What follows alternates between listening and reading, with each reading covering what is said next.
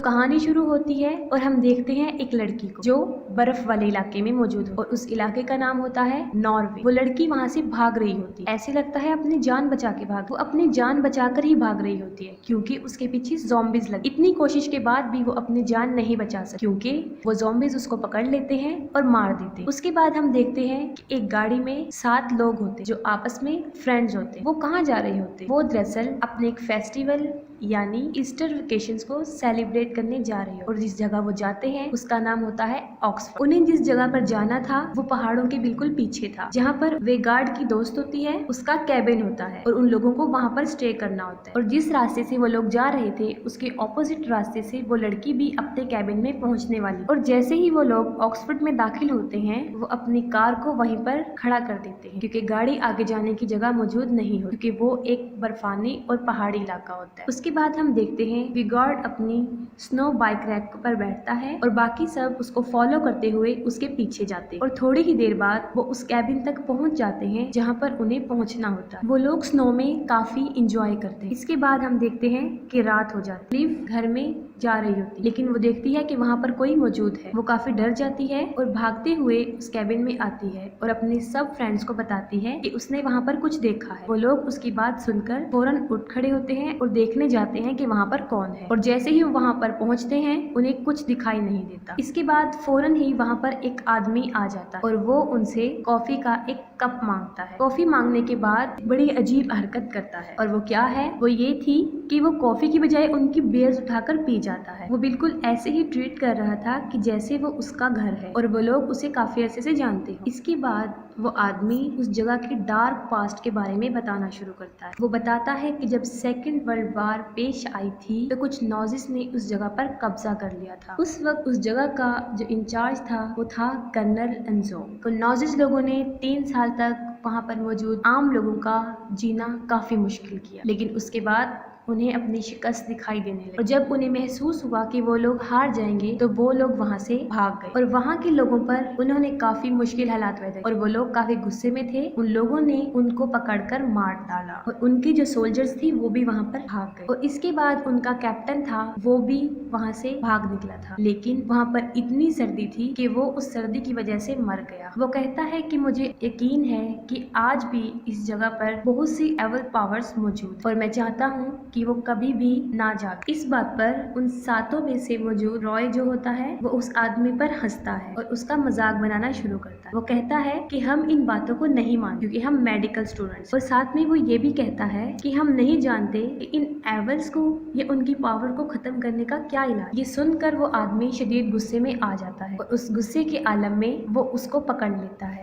और कहता है कि जब तुम्हारी आंतों को बाहर निकाल दिया जाएगा क्या इसका इलाज है तुम्हारे पास? उस हालत में तुम क्या करो? वो उन लोगों को वार्निंग देता है और वहाँ से चला जाता है और कुछ फासले पर वो टेंट लगाता है। उसे भूख लगी होती है और वो खाना खाता है और थोड़ी ही देर बाद कुछ आवाजें सुना, लेकिन उसे नहीं पता होता ये किस चीज की आवाज। वो पता लगाने के लिए देखने जाता है कि ये किसकी आवाज है। तो कुछ फासले पर उसको एक ज़ॉम्बी खड़ा हुआ नजर आता है। वो उस ज़ॉम्बी से अपनी जान बचाने का सोच रहा होता है कि अचानक दूसरा ज़ॉम्बी उसके पास आता है और उसके गले को काट दिया जाता है, लेकिन फिर भी कोशिश करके हिम्मत करके वो उस ज़ॉम्बी से अपने आप को छुड़ाता है और फौरन अपने टेंट में चला जाता है, लेकिन उसके साथ ज़ॉम्बी भी चला जाता है और वो उसको वहीं पर मार डालता है। उस आदमी की बातों का वेगार्ड पर काफी असर हुआ था और उसको अपनी दोस्त सारा की बहुत फिक्र हो रही और वो ये फैसला करता है कि वो सारा को ढूंढ कर लाएगा और वो अपने दोस्तों को कहता है कि मैं जा रहा हूँ और अगर मैं कल तक वापस ना आया तो हमारी कार जो खड़ी है वो उसके पास जाएं और वहाँ से हेल्प ले सकते हैं। इसके बाद वेगार्ड वहाँ से चला जाता है और जैसे ही वो वहाँ से चला जाता है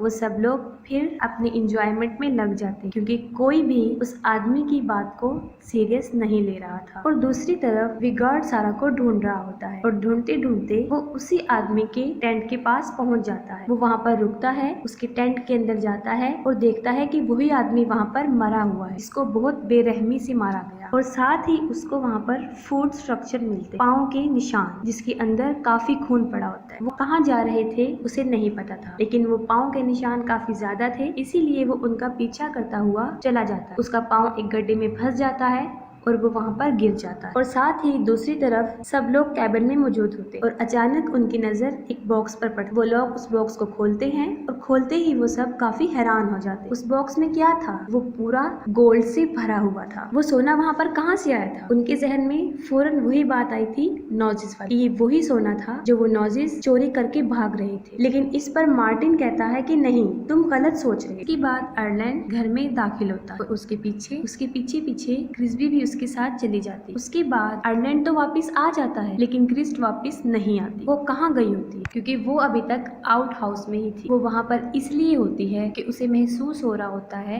कि शायद आयरलैंड उसके साथ कोई मजाक कर रहा होता है, क्योंकि उसे ऐसा महसूस होता है कि उसे बाहर से कोई देख रहा है। अभी वो ये सोच ही रही होती है कि अचानक से एक ज़ॉम्बी उस पर अटैक कर देता है। वो काफी चीखती चिल्लाती है और अपनी केबिन की तरफ भागती है। और जो लोग केबिन में मौजूद होते हैं उन्होंने काफी लाउड वॉल्यूम में म्यूजिक लगाया होता है, जिसकी वजह से क्रिस्ट की आवाजें उन तक नहीं पहुंच। लेकिन हैना सुन लेती है। वो फौरन म्यूजिक बंद करती है और देखती है कि ये किस चीज की आवाज। वो बाहर की तरफ देखती है। तभी क्रिस्ट को ज़ॉम्बी पकड़ लेता है और वो ज़ॉम्बी क्रिस्ट को अपने साथ पकड़कर ले जाता है। हैना काफी देर तक बाहर देखती रहती लेकिन उसको बाहर कुछ नजर नहीं आ रहा होता। वो सोचती है कि यहाँ पर जरूर कोई गड़बड़ है। वो कहती है कि मुझे कुछ ठीक नहीं लग रहा होता। वहाँ पर मौजूद उसके 3 दोस्त होते। वो उनको लेकर बाहर आती है ताकि वो क्रिस्ट को ढूंढ सके। वो चारों लोग मिलकर क्रिस्ट को ढूंढते हैं लेकिन क्रिस्ट उनको नहीं मिलती। उन्हें क्रिस्ट तो नहीं मिलती लेकिन वहाँ पर एक बैग मौजूद होता जो कि सारा का होता, इसका वो कैबिन था। अब उन लोगों को उस जगह के बारे में डाउट होने लगा और वो लोग उस जगह को अच्छा नहीं समझ। और हैना मुसलसल बाहर देखती है। हैना बाहर देख रही होती है कि अचानक वो देखती है कि वहाँ पर क्रिस्ट आ गई। इसको देखकर वो काफी मुतमईन हो जाती। क्रिस्ट को थोड़ी देर देखने के बाद वो देखती है कि वो सिर्फ क्रिस्ट का सर था। वो काफी डर जाती है और डर जाने की वजह से वो जोर से चिल्लाने लगती। लिव फौरन भाग कर आती। वो देखती है कि हैना क्यों चिल्ला। ये देखते हुए वो भी बाहर को देखती है लेकिन उसको बाहर कुछ भी दिखाई नहीं दे रहा होता। लिव बाहर देखती है तो साथ ही एक ज़ॉम्बी उसके बालों को मजबूती से पकड़ लेता है। वो काफी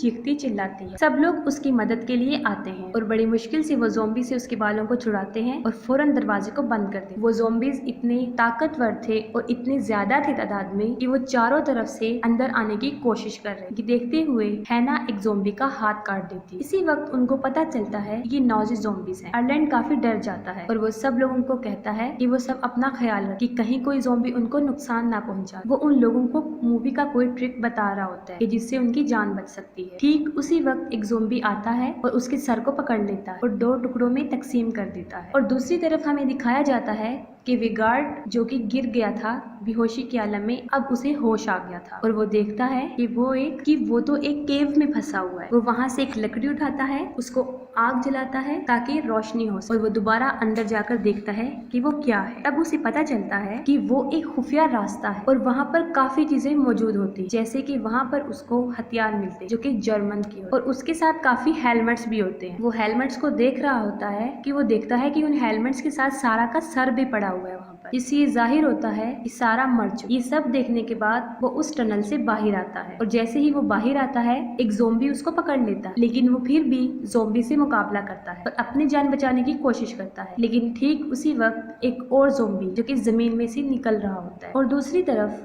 बाकी लोग जो कि कैबिन में मौजूद होते हैं वो एक प्लान बना रहे हो। वो कहते हैं कि 2 लोग जो ज़ॉम्बी को बातों में लगाएं, मतलब उनका ध्यान इधर उधर बटाएं और बाकी 2 लोग जो कि वहाँ पर गाड़ी से मदद लेकर आए। इसके बाद हम देखते हैं कि मार्टिन और रॉय जो कि उन ज़ॉम्बी का जहन इधर उधर करने आते कि वो उनकी तरफ मुतवज्जा ना हो और दूसरी तरफ हैना और लिव अपनी मदद के लिए उस कार की तरफ भागती। वो लोग रास्ता भूल जाती हैं। इतनी बड़ी मुसीबत में फंसने के बाद ये काफी नहीं होता कि फौरन वहाँ पर ज़ॉम्बीज आ जाते। वेगार्ड जो कि उन ज़ॉम्बीज का मुकाबला कर रहा था उन दोनों ज़ॉम्बीज को मार डालता है और साथ ही वो ज़ॉम्बी उसे पकड़ लेता है और वो दोनों नीचे गिर जाते हैं। उस ज़ॉम्बी के साथ एक रस्सी होती है। वेगार्ड उसको पकड़ के उस ज़ॉम्बीज के साथ नीचे गिर जाता है और लटका रहता है। ज़ॉम्बी और वेगार्ड रस्सी के साथ लटके होते हैं और ज़ॉम्बी विगार्ड की गर्दन पर काट लेता है, लेकिन वो फिर भी अपनी जान बचा लेता है और वहाँ से ज़ॉम्बी को नीचे फेंक देता है और रस्सी को ऊपर की तरफ खींचते हुए अपनी जान बचाने की कोशिश करता है। और दूसरी तरफ हैना और लिव जो कि अपनी मदद को गई, वो भी